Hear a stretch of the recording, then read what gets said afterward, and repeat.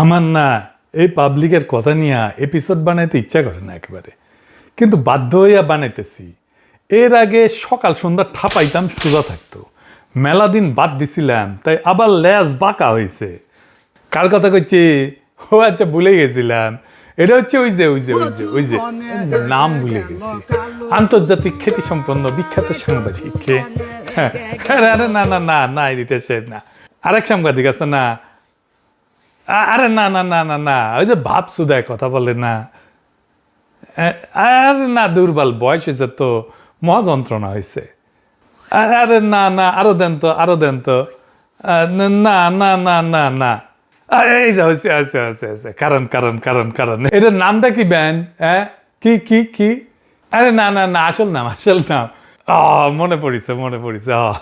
তো এই হালাই কইছে কি, জামাত আর শিবিরের নাকি বাংলাদেশের রাজনীতি আর ইতিহাসে কোনো পজিটিভ ভূমিকা নাই, মানে ইতিবাচক ভূমিকা নেই। সিপিবির আছে কিন্তু জামাত শিবিরের নাই। শুনেন আগে ওর কথা, শুনেন, ওর মুখেই শুনেন, আমার মুখে শোনার দরকার নেই। আমার অ্যানালিসিস যেটা, এটা হলো যে জামাত এবং শিবিরের বাংলাদেশের রাজনীতিতে বা বাংলাদেশের ইতিহাসে পজিটিভ কোনো কন্ট্রিবিউশন নেই, আপনি খুঁজলে পাবেন না। আওয়ামী লীগ বলতে পারবে যে আমি করছি, দেশ স্বাধীন করছি, বা এই যে হাসিনা বলবে আমার বাপ এটা করছিল, রাইট? বিএনপিও বলতে পারবে এই যে শহীদ জিয়া বা খালেদা জিয়া বা এই জিয়া সেই জিয়া এই কন্ট্রিবিউশন ছিল, আমরা সরকারে ছিলাম, এই কন্ট্রিবিউশন আমাদের ছিল। এমনকি ধরেন কমিউনিস্ট পার্টিও বলতে পারবে যে আমরা ওই সময়ে ওই কাজ করছি, রাইট? জামাতের কোনো পজিটিভ কন্ট্রিবিউশন শুনিছেন কি কনফিডেন্স নিয়ে কইতেছে, দেখেছেন? আবার দেখেন, সে বলতেছে পজিটিভ কন্ট্রিবিউশন মানে কি, মানে ধরেন ক্ষমতায় থাকছে, বিএনপির কথা বলতেছে, খালেদা জিয়ার আমলে আর কি। শোনান এডিটর সাহেব, ওই জায়গাটা আবার শোনান। আওয়ামী লীগ বলতে পারবে যে আমি করছি, দেশ স্বাধীন করছি, বা এই যে হাসিনা বলবে আমার বাপ এটা করছিল, রাইট? বিএনপিও বলতে পারবে এই যে শহীদ জিয়া বা খালেদা জিয়া বা এই জিয়া সেই জিয়া এই কন্ট্রিবিউশন ছিল, আমরা সরকারে ছিলাম, এই কন্ট্রিবিউশন আমাদের ছিল। এমনকি ধরেন কমিউনিস্ট পার্টিও বলতে পারবে যে আমরা ওই সময়ে ওই কাজ করছি, রাইট? জামাতের কোনো পজিটিভ কন্ট্রিবিউশন। শুনিছেন, মানে ক্ষমতায় থাকাটা একটা পজিটিভ বিষয়। তো জামাত তো জোট সরকারে ক্ষমতায় ছিল, 2001 সালে যে নির্বাচনে যেটা ক্ষমতায় এসেছিল, সেই নির্বাচন তো জামাত বিএনপি জোট করে ক্ষমতায় এসেছিল। 2জন মন্ত্রীও ছিল জামাতের। বাংলাদেশের ইতিহাসে এরকম 2জন মন্ত্রী ছিল যাদের বিরুদ্ধে একটা ফুটা পয়সার দুর্নীতির হদিশ কেউ বাইর করতে পারে নাই। তাও জামাতের এটা কন্ট্রিবিউশন না, এটা ধর্তব্যের মধ্যে না। কিন্তু ওই বিএনপির আবার আনবে ওই ক্ষমতা থাকার সময়টা, যেহেতু ক্ষমতায় ছিল, তাহলে এটা একটা পজিটিভ কন্ট্রিবিউশন। কিন্তু জামাত আছে, ক্ষমতাতেই আছে, সেটা পজিটিভ কন্ট্রিবিউশন না। একজন সাংবাদিক সে যদি মিনিমাম জার্নালিস্টিক এথিক্স রাখতো, তাও তো বলার কথা না, তাই না? পর্বত প্রমাণ ঘৃণা ছাড়া। আচ্ছা, বাদ দিলাম কেয়ারটেকার সরকার, এই আইডিয়াটা কার? এটা তো জামাতের আইডিয়া, এটাও কোনো পজিটিভ কন্ট্রিবিউশন না। না, এই কেয়ারটেকার সরকারের জন্য তো আন্দোলন করছে জামাত, তাও এটা কোনো কন্ট্রিবিউশন না। ওরে প্রশ্ন করেছিল যে জুলাই বিপ্লবে, এটা আবার বিপ্লব বলে না, গণ অভ্যুত্থান কয়, যাই হোক, সেই জুলাইয়ের অবদান নিয়ে সেই প্রসঙ্গে বলতেছে, জুলাই কেন, বাংলাদেশের ইতিহাসে জামাত শিবিরের কোনো পজিটিভ কন্ট্রিবিউশন নাই। জামাত এবং শিবিরের বাংলাদেশের রাজনীতিতে বা বাংলাদেশের ইতিহাসে পজিটিভ কোনো কন্ট্রিবিউশন নেই, আপনি খুঁজলে পাবেন না। জুলাইয়ে জামাত শিবিরের 87 জন মারা গেছে, মানে সরকারি হিসাবে 10%, তার একটু বেশি, একটা দল থেকে। তাও এটা কন্ট্রিবিউশন না, মানে এটা যে আসলে এটা ছাত্রলীগ, সেটা ফসাদ করে বের হয়ে যায় মাঝে মাঝে। জামাত শিবিরের জীবন না, তাই না? তার মৃত্যুর কোনো ওজন নাই, তাই না? সেটা কোনো সংখ্যাও না, যেটা অস্বীকারের যোগ্য। তাই জুলাই বাদ দিলে গত 15 বছরে এই জামাত শিবিরের 240 জন কর্মী নিহত হয়েছে, শহীদ হয়েছে। একই সঙ্গে জামাত নেতাকর্মীদের বিরুদ্ধে 14,000-এর বেশি, শিবিরের বিরুদ্ধে 9,000-এর মামলা হয়েছে, এবং নারী সহ 90,000-এর বেশি নেতাকর্মী কারাগারে ছিল, 90,000-এর বেশি। এটা যথেষ্ট কন্ট্রিবিউশন না? না, আমি বাঙ্গু সেকুলারদের জাউরা বলি এমনি না, এটা তো জাউরা টু দি পাওয়ার ইনফিনিটি দিতে হবে।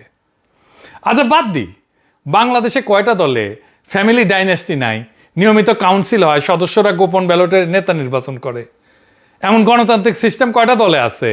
আওয়ামী লীগ বিএনপিতে আছে, বড় দল বাদ দেই, বিকাশ নূরের দলে আছে নাকি আমতারেকের দলে আছে? আচ্ছা বাদ দেন, এটাও কন্ট্রিবিউশন না ধরলাম। এই দলের তো সবাই 5 ওয়াক্ত নামাজ পড়ে না। কোনো রাজনৈতিক দলের A to Z সবাই 5 ওয়াক্ত নামাজ পড়ে। সবাই নামাজ পড়াটা পজিটিভ কন্ট্রিবিউশন না। না, ওই নামাজ পড়ে না, ওর কাছে নামাজ পড়াটা কোনো গুরুত্বপূর্ণ বিষয় না।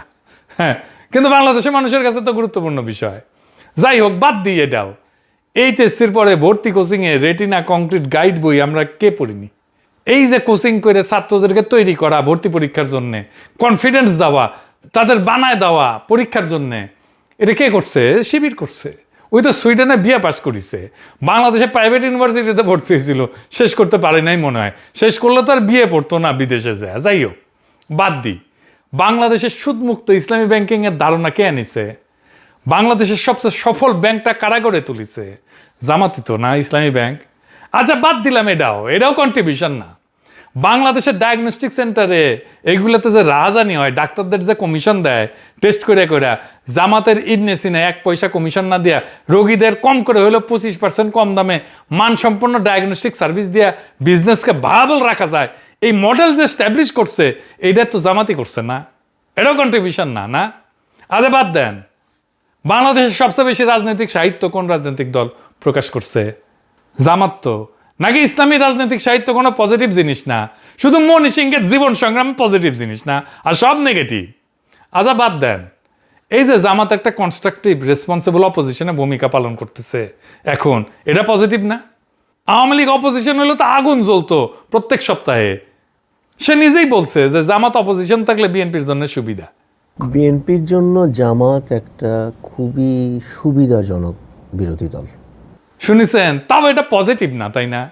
সবচেয়ে বড় কথা, এটা ইসলামী দল, সবচেয়ে বড় ইসলামী দল। সে লিবারাল ডেমোক্রেটিক পলিটিক্স করতেছে, লিবারাল ফ্রেমওয়ার্কের মধ্যে, এই সীমানার মধ্যে ইলেকশন করতেছে, সংসদে যাইতেছে, ভোট করতেছে, ভোট চাইতেছে। এটাই তো একটা বিশাল পজিটিভ কাজ। এই জামাতকে বলে উগ্রবাদী। উগ্রবাদ চীনে ওই হোলি আর্টিজান ছিল উগ্রবাদ। 4-5টা ছেলেকে সামলাইতে কমান্ডো ডাকতে হয়েছিল। এই জামাত না থাকলে প্রত্যেকদিন একটা করে হোলি আর্টিজান হইতো। পাকিস্তানে হইতেছে না? মসজিদে বোমা, গাড়িতে বোমা, বাসায় বোমা, মার্কেটে বোমা, খোলা বাজারে অস্ত্র কেনা বেচা, তামা তামা হয়ে গেল দেশটা। ওই জিনিস হইতো। শান্তিতে আছে তো কুরকুরাইতেছে।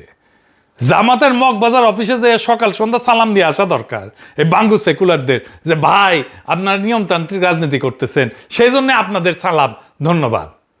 হাসিনার তীব্র দমন পীড়নেও দলটা অনিয়মতান্ত্রিক সশস্ত্র পথে যায় নাই। এই পরিমাণে দমন পীড়ন কোনো বাম দলের উপরে হইলে আগুন জ্বালায় দিত, সবগুলো সশস্ত্র হয়ে যেত। তার ওদের একটা বড় অংশ সন্ত্রাসবাদে যাইত, যত ছোট দল হোক না কেন। বাংলাদেশে আর্মিরে দিয়ে কে কুর করে নাই? আওয়ামী লীগ করছে, জাসদ করছে, সিপিবি পর্যন্ত করছে, সুশীলেরা করছে না 111? জামাত করছে কখনো? জামাতের সাপোর্টার নাই আর্মিতে? ঢাকা ক্যান্টনমেন্টে ভোট পাইছে কে বেশি কেন্দ্রগুলোতে? জামাত তো জিতছে, তাই না? দাঁড়িপাল্লা জিতেছে। তারপরে সারাক্ষণ জামাত বেশি, জামাত বেশি, জামাত বেশি, সারাক্ষণ জামাত বেশি। এটা কি মানসিকভাবে সুস্থ? পাগলও তো নিজের ভালোটা বুঝে। যেই দলকে ভোটে আসতে দেওয়া হয়, ভোট করতে দেওয়া হয়, সেই দল নরম হয়, এটা ডেমোক্রেটিক শেপ নেয়, গণতান্ত্রিক একটা শেপ নেয়। যেই দলের সামনে থেকে ভোটের বাক্স সরায় নেওয়া হয়, সেই দল অন্য রাস্তা খুঁজে। সারা দুনিয়াতে এর প্রমাণ আছে। এটার ইংরেজিতে বলে ইনক্লুশন মডারেশন থিসিস। ইংরেজি যেহেতু কইছে ঠিকই কইছে, তাই না? মানে ভেতরে নিলে নরম হয়। এই থিসিস কিন্তু ইসলামী দল নিয়ে গবেষণা করতে যে বাইরে হয় নাই, বাইরে হচ্ছে ইউরোপের কমিউনিস্ট আর সমাজতন্ত্রীদের নিয়ে গবেষণা করতে গিয়া। 100 বছর আগে ইউরোপের রাজা বাদশারা ভাবত যে সমাজতন্ত্রীদের ভোটে আসতে দিলে দেশ উল্টায় ফেলবে। আসতে দিল, কি হইল? বিপ্লবের কথা ভুলে গেল তারা। এটা বাদ দিয়া তারা এই সংসদে বসে শ্রমিকের মজুরি নিয়ে দর কষাকষি শুরু করলো। মানে যেই যুক্তি দিয়া আপনার আদরের বামপন্থীদের ভদ্র হওয়া ব্যাখ্যা করেন, সেই একই যুক্তি তো জামাতের বেলায় খাটে না? ওটা খাটাবে না। তাইলে তো গন্ডগোলটা যুক্তিতে না, গন্ডগোলটা মাথায়, সেকুলার কুরকুরে নিতে। 1991-এ আলজেরিয়ায় FIS নামে একটা ইসলামী দল ভোটে জিতেছিল।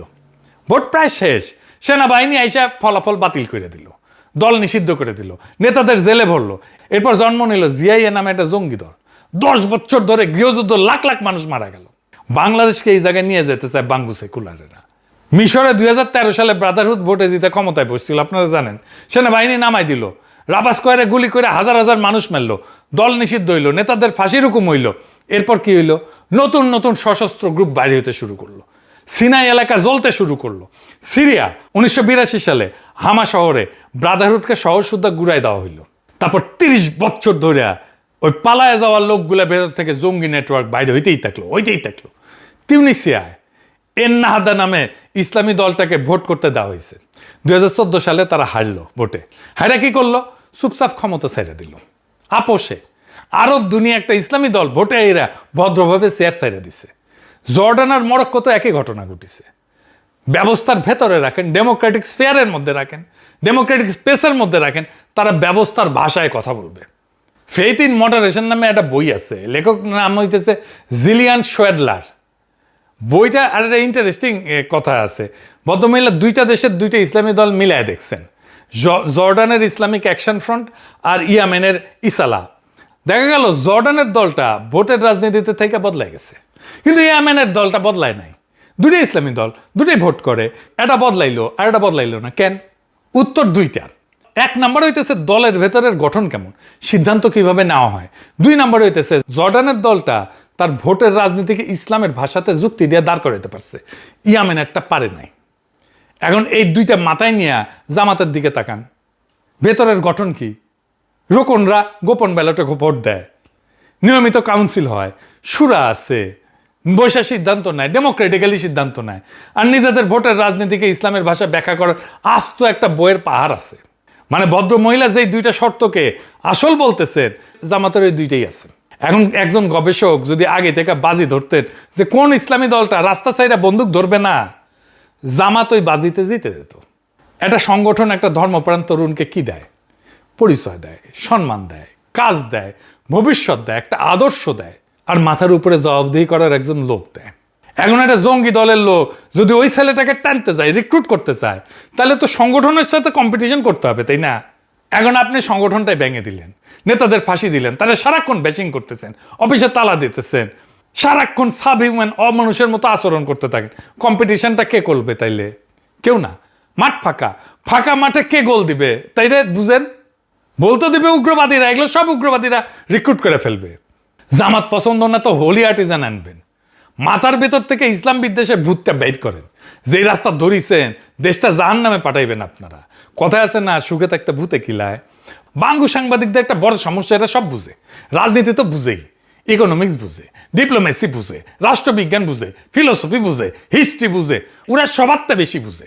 বেশিরভাগই ইন্টার পাস, কেউ কেউ টাইনে টুইনে বিএ পাস, কিন্তু ভাব এমন যে অক্সফোর্ডের প্রফেসর এমিরেটাস।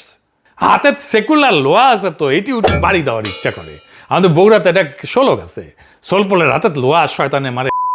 তোরা শয়তানে ইচ্ছে, তোরা বাংলাদেশকে সিরিয়া না বানায় শান্তি পাবো না, যা মারা খা। আমরা দূর থেকে হাততালি দেবো, আর কমো ফাইন আছে, ফাইন দে, ফাইটা দেখ ব্যাককল গুলায়। আর আমি আমার এডিটারকে কমো, এডিটার সাহেব বাজান ব্যান্ড পার্টি।